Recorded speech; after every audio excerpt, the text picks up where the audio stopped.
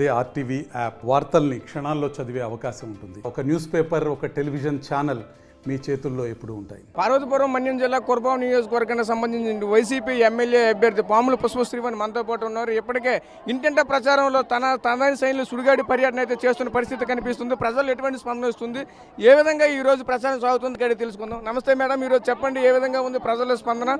ఇంటింట ప్రచారంలో వెళ్తుంటే ప్రజలు ఏ విధంగా మీకు ఆహ్వానం లభిస్తుంది? ఈరోజు ఎన్నికల ప్రచారంలో, సార్వత్రిక ఎన్నికల ప్రచారంలో భాగంగా ఈరోజు వైఎస్ఆర్ కాంగ్రెస్ పార్టీ ఎమ్మెల్యే అభ్యర్థిగా ఏ గ్రామం వెళ్ళినా, ఏ మండలంలో ఏ గ్రామానికి వెళ్ళినా కూడా ప్రజలు స్వచ్ఛందంగా సాదరంగా ఆహ్వానిస్తున్నారు.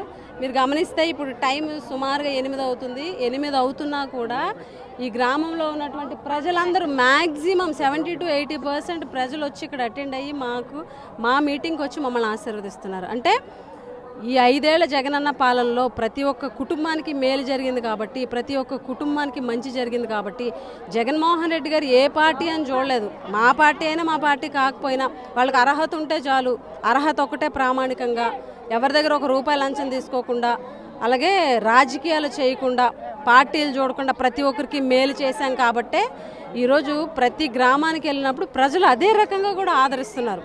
ఎందుకనంటే జగన్మోహన్ రెడ్డి గారి పాలన వాళ్ళు కోరుకుంటున్నారు. జగన్మోహన్ రెడ్డి గారు ఈ 5 ఏళ్ల పాటు ఇచ్చినటువంటి పరిపాలన ఏదైతే ఉందో ఆ పరిపాలన యొక్క ప్రభావితం అనేది ఈరోజు మేము గ్రామాల్లోకి వెళ్ళినప్పుడు వాళ్ళ కళ్ళల్లో ఆ ఆనందం ద్వారా మాకు కనిపిస్తుంది. ఎందుకనంటే జగన్మోహన్ రెడ్డి గారు ఇచ్చినటువంటి ఒక అమ్మఒడి కానీ, చేయూత కానీ, ఒక ఆసరా కానీ, ఒక రైతు భరోసా కానీ, వాహనమిత్ర కానీ, చేదోడు కానీ, 0 వడ్డీకి రుణాలు కానీ, ఏదైతే ఆయన మేనిఫెస్టోలో చెప్పినటువంటి ప్రతి హామీని కూడా ఈరోజు 99% హామీలను జగన్మోహన్ రెడ్డి గారు నెరవేర్చారు. గతంలో మేనిఫెస్టో అంటే ప్రజలకు ఎటువంటి అభిప్రాయం ఉండేదంటే, రాజకీయ పార్టీలు ఎలక్షన్లప్పుడు వచ్చి హామీలు ఇస్తారు, వెళ్ళిపోయిన తర్వాత వాటిని పక్కన పెట్టేస్తారు, ఓట్ల కోసం మాత్రమే చెప్తారనేటువంటి ఒక చులకన భావన రాజకీయ పార్టీల మీద, రాజకీయ నాయకుల మీద ఉండేది. కానీ జగనన్న ప్రభుత్వంలో జగనన్న ఏదైతే 2019లో హామీలు ఇచ్చారో ఈరోజు 99% ఈరోజు హామీలను నెరవేర్చి ప్రజల్లో ఒక నమ్మకాన్ని, ఒక ధైర్యాన్ని ఆయన నింపారు. ఎస్, జగన్మోహన్ రెడ్డి గారు ఒక మాట ఇచ్చారంటే నిలబెట్టుకుంటారు అని. జగన్మోహన్ రెడ్డి గారు మేనిఫెస్టోని ప్రతి ఇంటికి పంపించారు. నేను ఈ హామీలు ఇచ్చాను, మీకు అది జరిగిందా లేదా, మీరు టిక్కి పెట్టండి, నాకు మార్కులు వేయండి అని జగన్మోహన్ రెడ్డి గారు పంపించారు. ఈరోజు ఈ దేశంలోనే ఒక మేనిఫెస్టోని ప్రతి గడపకి పంపించినటువంటి ముఖ్యమంత్రిని ఎవరు ఎక్కడ కూడా చూడలేదు. ఈరోజు జగన్మోహన్ రెడ్డి గారి క్రెడిబిలిటీ ఏంటి అని అంటే, ఈరోజు మేనిఫెస్టోని రిలీజ్ చేశారు. నిన్న జగన్మోహన్ రెడ్డి గారు మేనిఫెస్టో రిలీజ్ చేశారు. ఏదైతే గత 5 ఏళ్ల పాలనలో ఉన్నటువంటి పథకాలను కంటిన్యూ చేస్తూ, అమ్మఒడి లాంటి, లేకపోతే పెన్షన్ లాంటి, రైతు భరోసా లాంటి పథకాలని కొంచెం పెంచుతూ గత 5 ఏళ్లలో నేను ఎలా పరిపాలించానో అవి అలా కంటిన్యూ చేస్తాను. అంటే ఆయన ఉద్దేశం ఏంటి అని అంటే, చెప్పామంటే చెయ్యాలి, చేసేదే చెప్పాలి అన్నది ఆయన సిద్ధాంతం. ప్రజలకు మోసం చేయకూడదు. ఒక మాట ఇచ్చామంటే ఖచ్చితంగా దానికి కట్టుబడి ఉండాలా, దాన్ని నిలబెట్టుకోవాలి. ఆ విశ్వసనీయత ఈ 5 ఏళ్ళు జగన్మోహన్ రెడ్డి గారు తెచ్చుకున్నారు కాబట్టి ఈరోజు జగన్మోహన్ రెడ్డి గారు ప్రవేశపెట్టినటువంటి మేనిఫెస్టోని 100% ప్రజలు ఈరోజు అభినందిస్తున్నారు, విశ్వసిస్తున్నారు. ముఖ్యంగా ఏంటి అని అంటే, ఏ రాజకీయ నాయకుడైనా ప్రజల్లో కలగాల్సింది క్రెడిబిలిటీ. వాళ్ళ క్రెడిబిలిటీ మీద, వాళ్ళ మాట మీద ఒక క్రెడిబిలిటీ ఉండాలి. ఈరోజు జగన్మోహన్ రెడ్డి గారి మాట మీద, ఆయన క్రెడిబిలిటీ మీద ప్రతి ఒక్కరికి కూడా నమ్మకం ఉంది. అయితే ఈరోజు ఆల్రెడీ ఇప్పటికే సూపర్ 6 అనేది మాత్రం టీడీపీ ముందుకు వెళ్తున్న పరిస్థితి కనిపిస్తుంది. నిన్న జగన్మోహన్ రెడ్డి అయితే మాత్రం మేనిఫెస్టో రిలీజ్ చేయడం జరిగింది. ఈ రెండింటి మధ్య వ్యత్యాసాన్ని ఏ విధంగా ఉంది, ప్రజలు దేన్ని నమ్ముతున్నారు? ఈరోజు తెలుగుదేశం పార్టీ నాయకులు సూపర్ 6 అని మినీ మేనిఫెస్టోని ప్రజల వద్దకు తీసుకెళ్తున్నారు.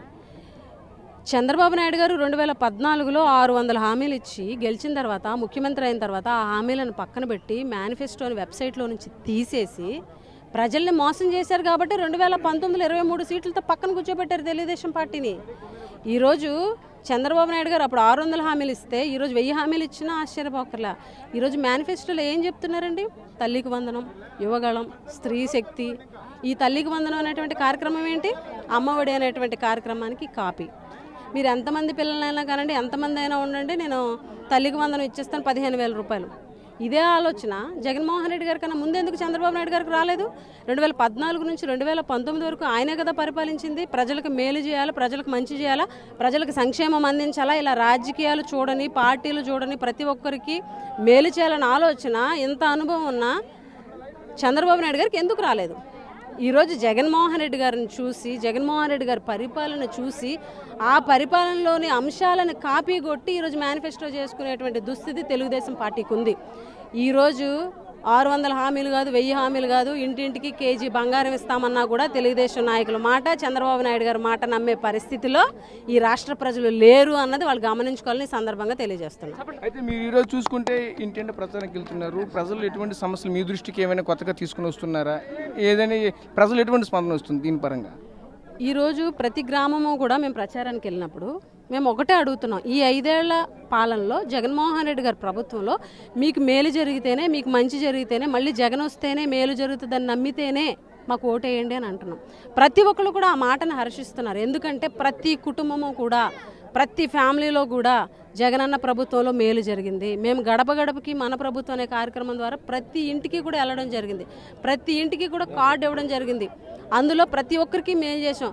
పలానా ఇంటికి మేలు జరగలేదు, పలానా ఇంటికి జగనన్న ప్రభుత్వంలో సంక్షేమం అందలేదన్న ఇల్లు ఏ గ్రామంలోనూ కూడా లేదు. కాబట్టి ప్రతి ఒక్కరు కూడా జగనన్న ప్రభుత్వంలో సంతోషంగా సుభిక్షంగా ఉన్నారు. కాబట్టే మళ్ళీ మాకు జగనే కావాలి, జగనే రావాలని చెప్పి ఈ నియోజకవర్గ ప్రజలు, రాష్ట్ర ప్రజలు కోరుకుంటున్నారని సందర్భంగా తెలియజేస్తాను. ఈరోజు ఇంటింటి ప్రచారంలో ఎటువంటి భరోసా ఇచ్చుకొని మీరు ముందుకు వెళ్తున్నారు? నేను ఒకటే చెప్తున్నా, ఈ 5 ఏళ్ల పరిపాలనలో నా నియోజకవర్గంలో 1700 కోట్ల రూపాయల సంక్షేమాన్ని నేను అందించాను. అది కూడా పార్టీలు చూడకుండా, రాజకీయాలు చేయకుండా, ఏ పార్టీ అయినా, తెలుగుదేశం పార్టీ వాళ్ళైనా, ఈవెందో తెలుగుదేశం పార్టీలో మండల స్థాయి లీడర్లకు ఇళ్లకు కూడా ఈరోజు మేము మేలు చేసాం. అలాగే 1000 కోట్ల అభివృద్ధి నిధుల్ని కురుపాం కాన్స్టిట్యున్సీకి నేను తీసుకురాగలిగాను. 300 స్కూల్స్ని ఈరోజు నాడు నేడు ద్వారా అభివృద్ధి చేసాం. 300 కోట్లతో రోడ్లు వేసాం. 150 కోట్ల ఇంజనీరింగ్ కాలేజీ, 100 కోట్ల పైనే వాటర్ ప్రాజెక్ట్స్, సెల్ టవర్స్, రోడ్లు, సీసీ రోడ్లు, సీసీ డ్రైన్స్. 5 ఏళ్లలో 2 ఏళ్ళు కరోనా పోయినా 3 సంవత్సరాలు ఇంత అభివృద్ధి చేశాము. ఇంకా అంటే పూర్తి స్థాయిలో 100% అభివృద్ధి జరిగిపోయిందని చెప్పను, కానీ ఇప్పటి వరకు ఎంతోమంది పెద్ద పెద్ద వాళ్ళు ఈ కాన్స్టిట్యున్సీలో ప్రాతినిధ్యం వహించినప్పటికీ కూడా వాళ్ళందరికన్నా చాలా బాగా అభివృద్ధి నేను చేశానని అయితే ధైర్యంగా మీడియా ముఖంగా నేను చెప్పగలను. ఈరోజు నేను చేసినటువంటి అభివృద్ధి, జగనన్న ప్రభుత్వంలో చేసినటువంటి సంక్షేమమే మాకు శ్రీరామ రక్ష అని చెప్పి సందర్భంగా తెలియజేస్తాను. Okay madam, thank you.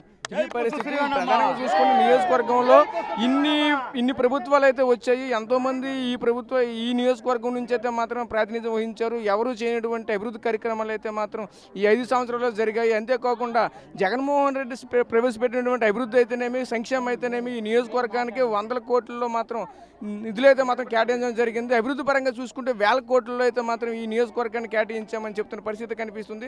అంతేకాకుండా ఈరోజు ఇంటింటి ప్రచారంలో మాత్రం ప్రతి ఇంటికి వెళ్ళిన ఏ గడప తొక్కినా సరే మళ్ళీ జగన్మోహన్ రెడ్డి సీఎం కావాలని ప్రతి ఒక్కరు చెప్తున్న పరిస్థితి కనిపిస్తుంది. మనతో పాటు పాముల పుష్పశ్రీవాణి చెప్తున్న పరిస్థితి కనిపిస్తుంది. కెమెరా పర్సన్ నాయుడుతో రాజేష్, RTV కుర్పం నుంచి. మరిన్ని వీడియోస్ కోసం ఛానల్ ని సబ్స్క్రైబ్ చేయండి. లేటెస్ట్ అప్డేట్స్ కోసం వాట్సాప్ ఛానల్ ని ఫాలో చేయండి. అండ్ లింక్ డిస్క్రిప్షన్ లో ఉంది.